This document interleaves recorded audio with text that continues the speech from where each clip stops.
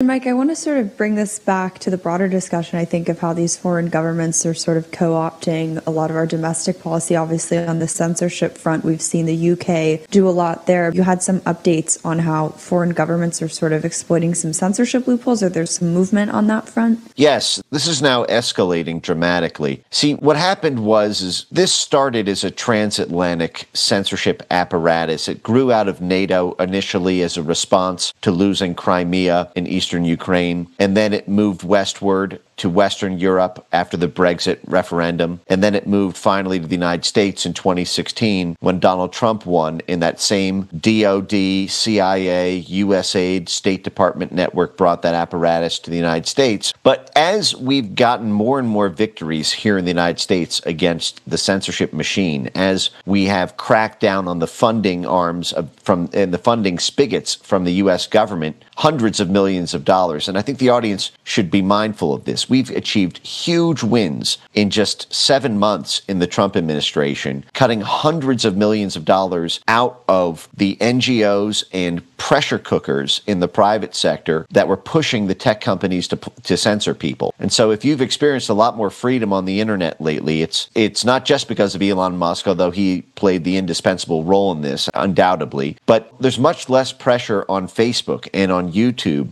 and on other organs from the U.S. government. The response to this from the censors in exile in the United States and their allies in ruling governments around the world has been to internationalize the issue, to take it upstream of the United States to the international community. And what they're now plotting, and which has gone into effect, and we're now seeing the beginning volleys of, are you have foreign countries asserting global jurisdiction over websites on the internet in countries far, far away. So right now, the UK is actually fining the website 4chan $20,000 a day. So you add that up over a year, and this is very serious money. 4chan is a U.S. website. It has nothing to do with the UK.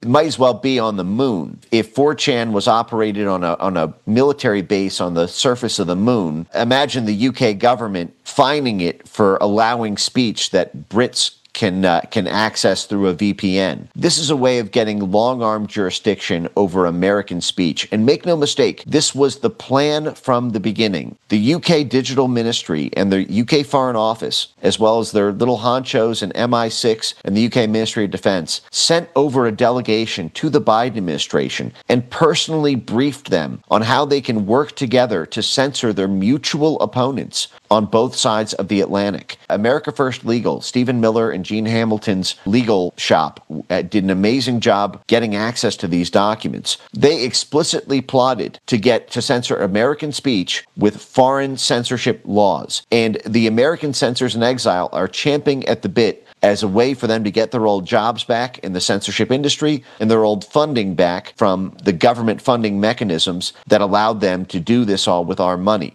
So this is now happening in the UK, it's happening in the EU through the EU Digital Services Act, and it's happening in Brazil. It's gone beyond what we can do within our own borders to stop internet censorship. This is now a job for the State Department and for our international influence branch in order to stop the enforcement of this through tariffs, sanctions, security policy renegotiations. I believe we may need to threaten leaving NATO if this escalates.